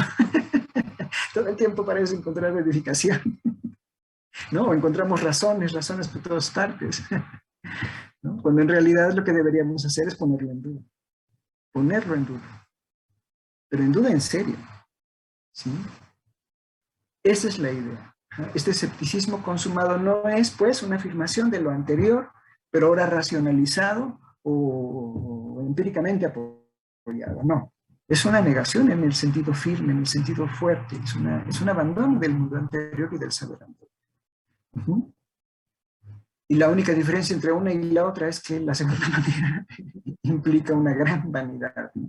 No afirmo cómo es el mundo, no afirmo cómo es la realidad solo por autoridad, sino porque estoy convencido de ello por razones o porque la observación y la experiencia me dan esta autoridad, ¿no? Eso es simplemente una vanidad. Y dice Hegel, y este ya es Hegel, en cambio, el escepticismo proyectado sobre toda la extensión de la conciencia tal como se manifiesta es lo único que pone al espíritu en condiciones de poder examinar lo que es verdad. En cuanto desespera de las llamadas representaciones, pensamientos y opiniones naturales, llámense propias o ajenas, pues esto le es indiferente, y que son las que siguen llenando y recargando la conciencia cuando ésta se dispone precisamente a realizar su examen, lo que la incapacita en realidad para lo que trata de emprender. ¡Wow! Aquí vamos a detenernos un poquito. Esto que acaba de decir Hegel es muy importante, muy, muy importante. Lo voy a explicar con una imagen. Fíjense, lo que nos acaba de decir Hegel es lo siguiente, ¿no? Si en nuestra línea de la idea al concepto de la conciencia natural al espíritu, ¿no?, que es esta forma desarrollada del presente, lo que nos dice Hegel es que el escepticismo consumado es el que se da en cada uno de los momentos cuando la conciencia universal, se da cuenta tanto de la no verdad como de la no realidad de su saber. Lo que la obliga, pues, a pasar a la siguiente configuración, ¿sí? Ya no se puede sostener la verdad, ya no se puede sostener la realidad, porque ya nos dimos cuenta, porque ya penetramos en la no verdad y en la no realidad del saber y del mundo. ¿Sí? Y sostenerlo sería patológico. Sería una patología, sería enfermizo. Bueno, hay quienes lo bueno, eso no importa.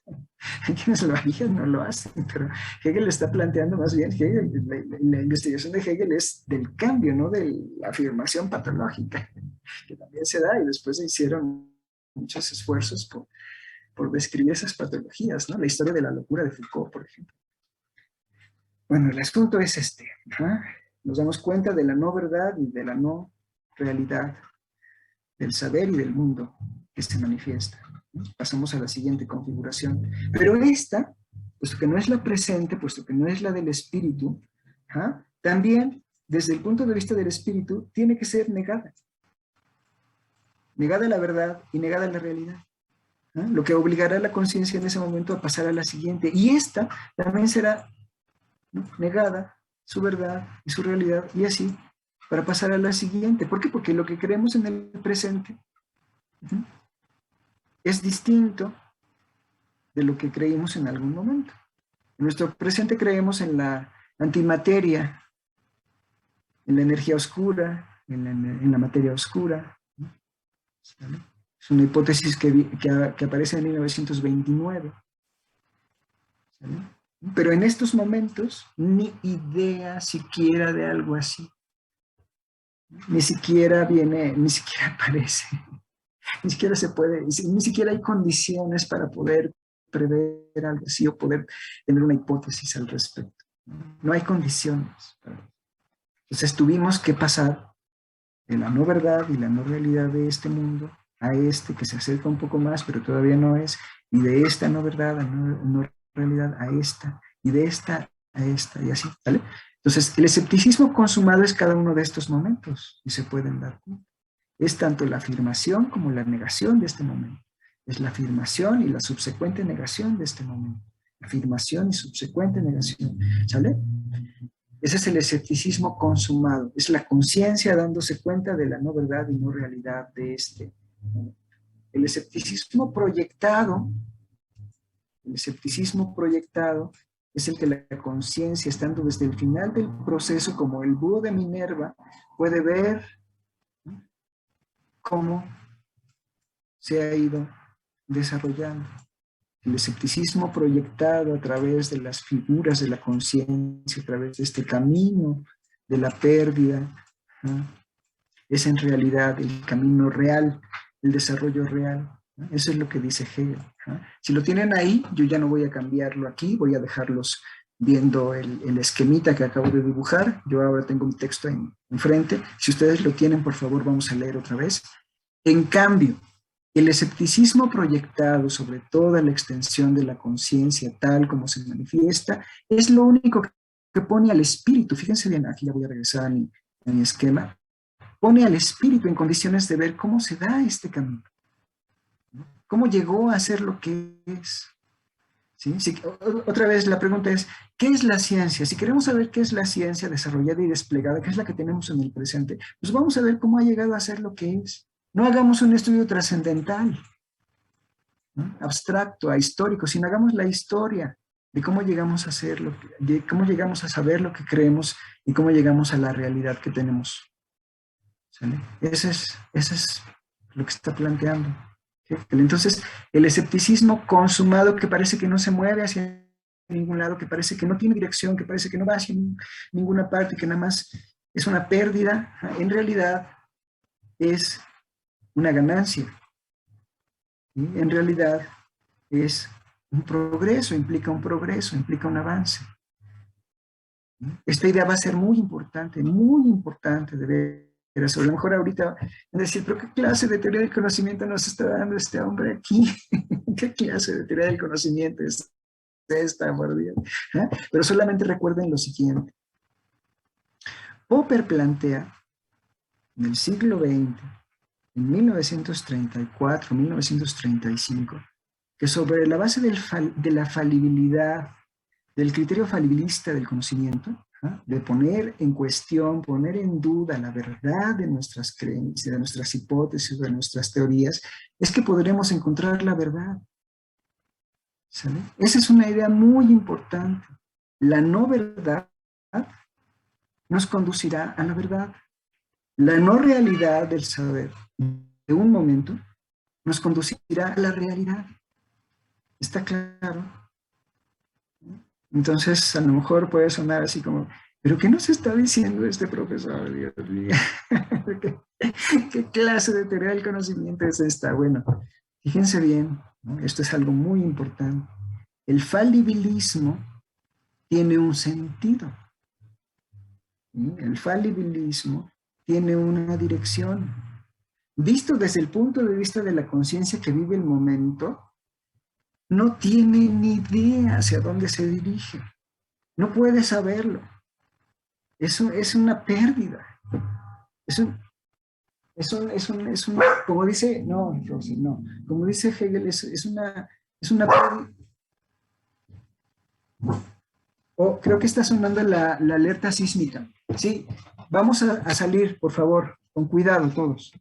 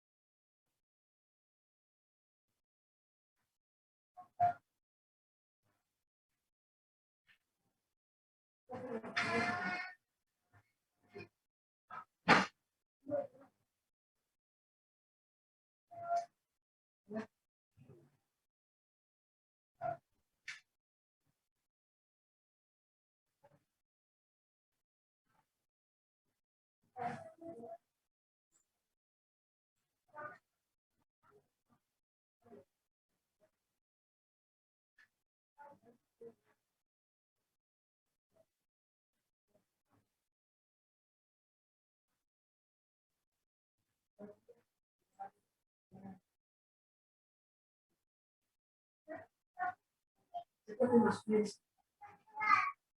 Sí, bien. Sí.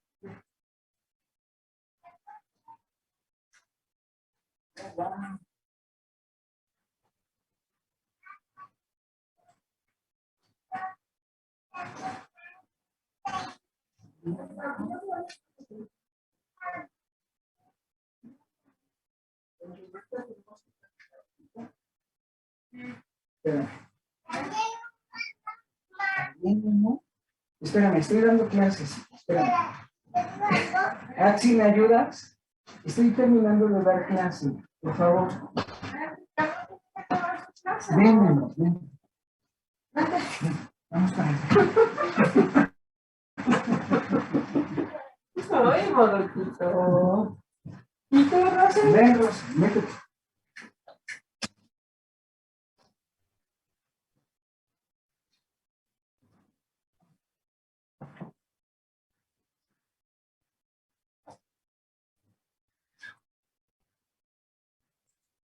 Hola, hola.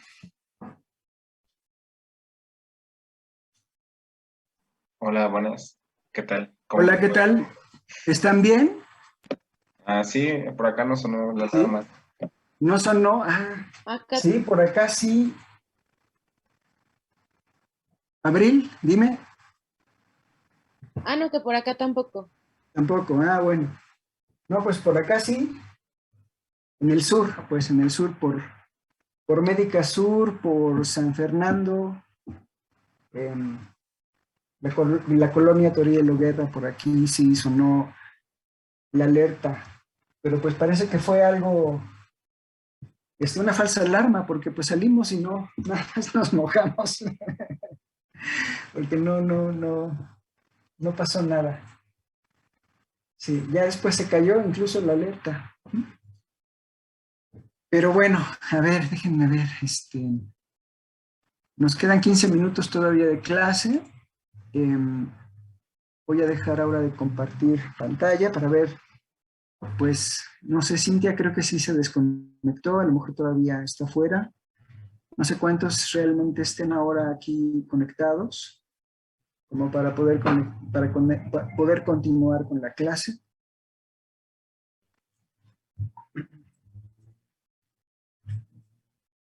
De repente sí me sacó de onda porque pues estaba yo con la clase con los audífonos y empecé a oír guau, guau, guau, ya saben cómo es eso.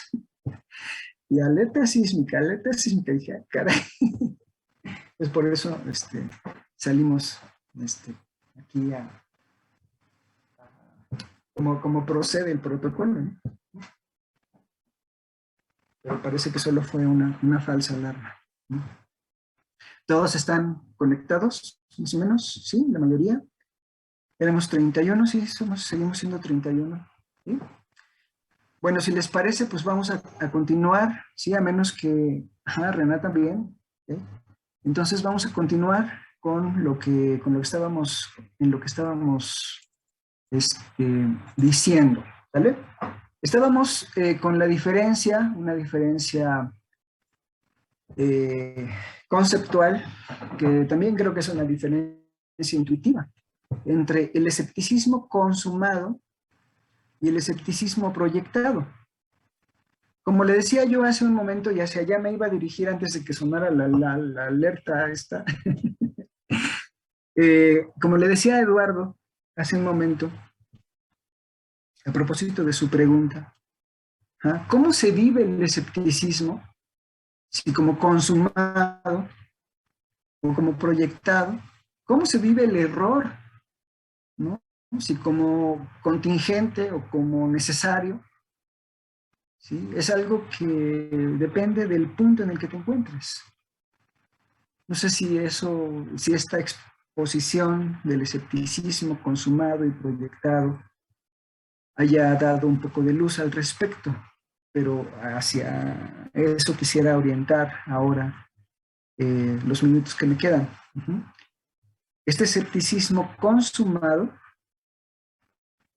que vive cada una de las configuraciones de la conciencia,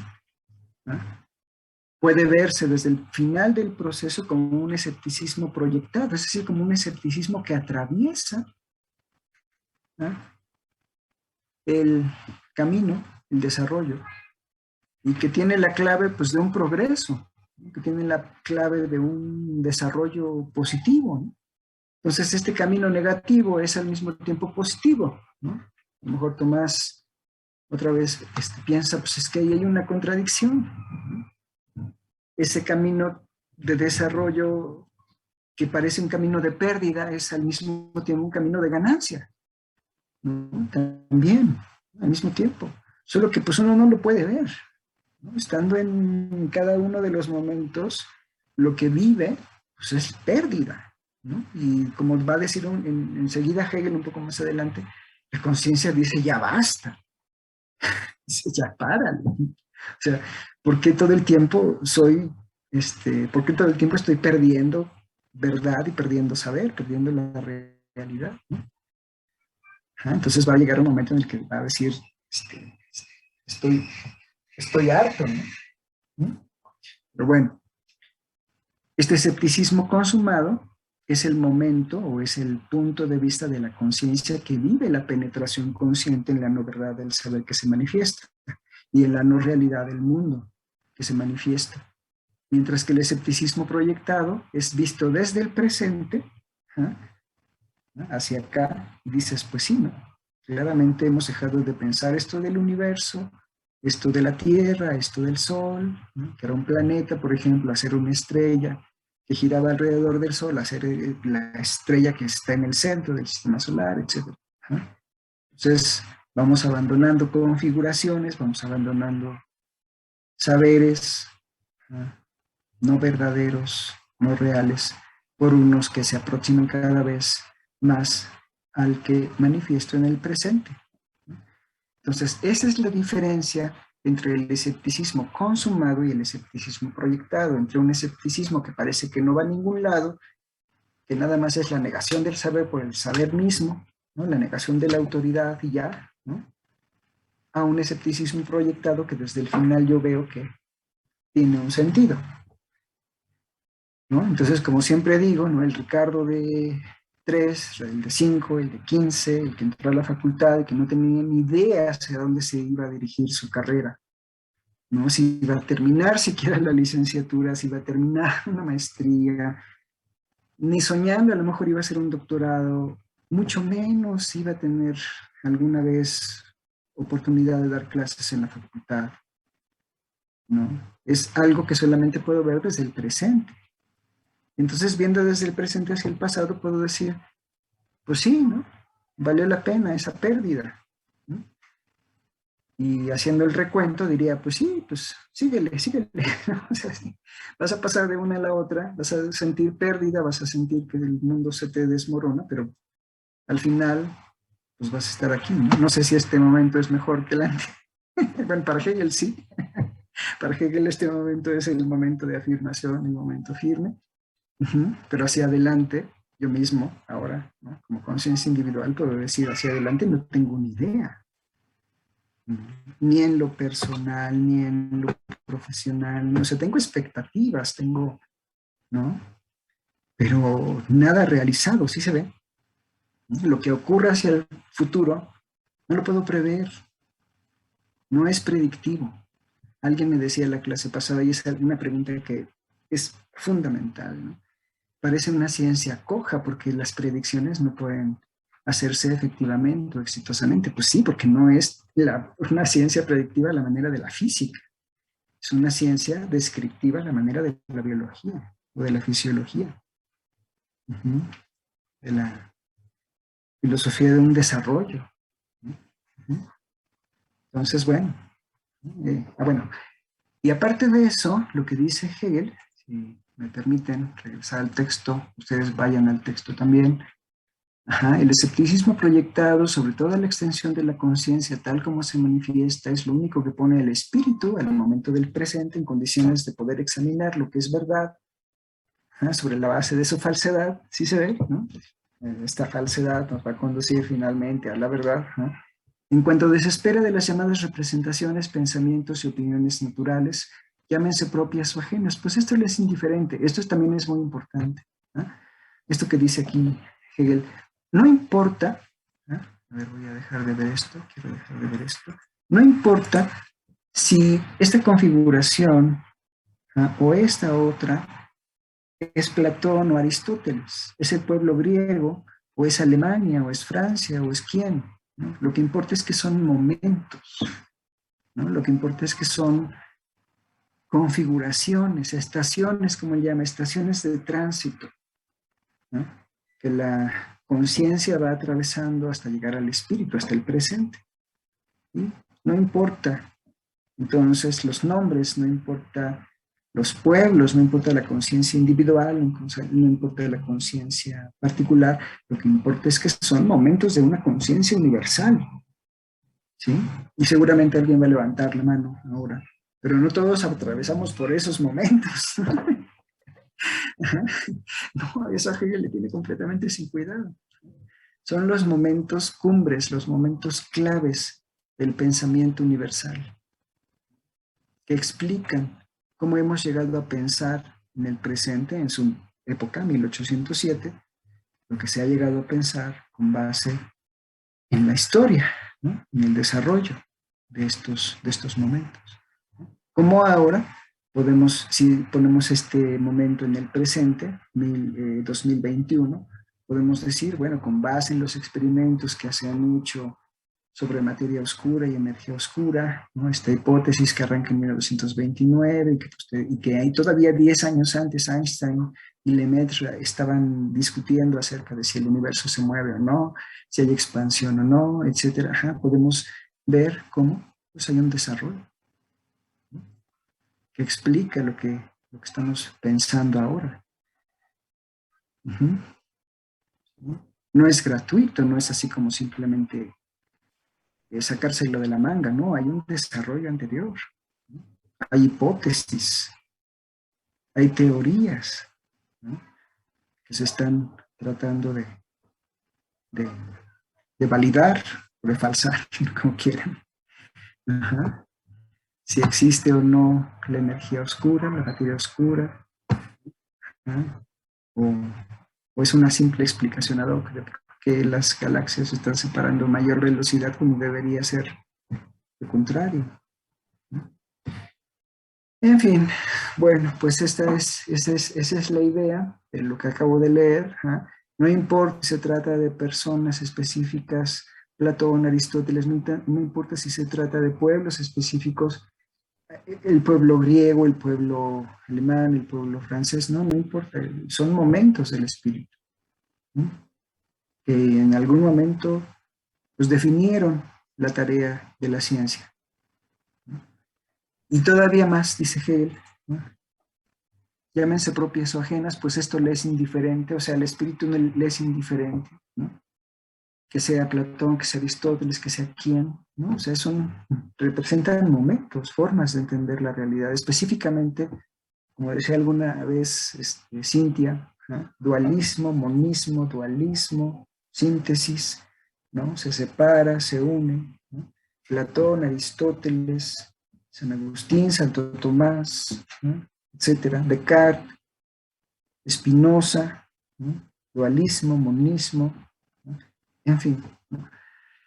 Esto le es indiferente al espíritu, y que son las que siguen llenando y recargando la conciencia cuando ésta se dispone precisamente a realizar su examen. Es decir, la conciencia quiere hacer esa revisión del pasado hacia el presente, explicarse a sí misma, explicarse cómo es en el presente, y pues en ese momento, dice Hegel, pues le tendría sin cuidado quién es quién en esta historia. Simplemente lo que es importante es que son momentos, cumbres, claves para expresar el presente, para explicar el presente. Lo que la incapacita en realidad para lo que trata de emprender, dice Hegel. ¿Ah? La incapacita. ¿Por qué? Porque la fenomenología del espíritu no es una historia de la filosofía, no es una historia de la ciencia, eso lo va a hacer después Hegel. Es la estructura de esa historia. Es la estructura, por decirlo así. Entonces, bueno, ¿ah? Un poco más adelante, por eso es que es importante este pasaje, un poco más adelante, él va a decir que el fenomenólogo debe poder deshacerse de sus prejuicios, debe poder deshacerse tratar de acceder a esta historia de una forma neutra, ¿no?, de una forma pues, depurada, ¿no?, como un buen fenomenólogo, como si fuera un cristal transparente. Eso, ese supuesto de transparencia, de neutralidad teórica, va a ser puesto en duda, ¿no?, ampliamente por la fenomenología posterior a Hegel, por Popper también, ¿no? Por ejemplo, Popper va a decir eso es imposible, no se puede prescindir de un marco para interpretar la realidad, ¿no? Entonces, esa fenomenología o esa actitud fenomenológica que prescribe Hegel, pues simplemente ahora lo podemos ver, es ingenua, ¿no? No se puede deshacer de esas preconcepciones, de esos conceptos, ¿no? Es claramente pues una reconstrucción hecha desde una cierta perspectiva, ¿no?, la perspectiva hegeliana, ¿no? ¿Sí? Pero Hegel piensa que sí es posible, ¿no? Y es algo que probablemente esté presente a lo mejor en una lectura de Wittgenstein, ¿no?, en una lectura en la que Wittgenstein plantea algo así como es posible acceder, ¿no?, de una forma no inferencial, de una forma directa, con enunciados protocolares, enunciados que describen hechos atómicos sin mediación, sin teoría, sin antecedentes teóricos, ¿eh?, sin interpretación, ¿eh? Algo muy semejante tal vez está ahí, ¿no?, en cierta lectura del Tractatus de Wittgenstein. No estoy diciendo que eso sea correcto. Wittgenstein mismo decía que se habían equivocado al leer el Tractatus, así que mejor no digo eso, es lo que dice. Así se ha leído, ¿no? Como una especie como de esfuerzo de depurar la mente para poder acceder a los hechos atómicos, a la realidad misma, ¿no? Hegel parece decir algo así. Lo que trato de decir es que eso no es posible, ¿no? La fenomenología actual diría eso no es posible. Siempre se interpreta desde el punto de vista de un marco. Nuestra visión incluso del desarrollo de un fenómeno, de un objeto, está en relación a un marco de interpretación. Bueno, los dejo aquí. Espero que más o menos haya sido claro, a pesar de todas las, a pesar de la interrupción, la alerta sísmica que sonó acá, y que no se hayan desconectado todos o muchos, que hayan podido seguir el argumento que acabo de explicar, ¿no? Por lo pronto aquí lo dejamos, nos vemos la próxima clase. Muchas gracias. Si tienen dudas, no, de nada. Si tienen dudas, pues escríbanlas, como hizo Tomás, escríbanlas en su cuaderno y empezamos con eso en la próxima clase. Muchas gracias, profesor. Gracias. De nada, que estés muy bien. Hasta Nos luego. vemos, Mariana. Hasta luego.